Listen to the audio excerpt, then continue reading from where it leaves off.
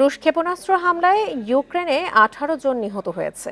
আহতের সংখ্যা অন্তত 50 জন। এদের মধ্যে 30 জন হাসপাতালে চিকিৎসাধীন রয়েছে।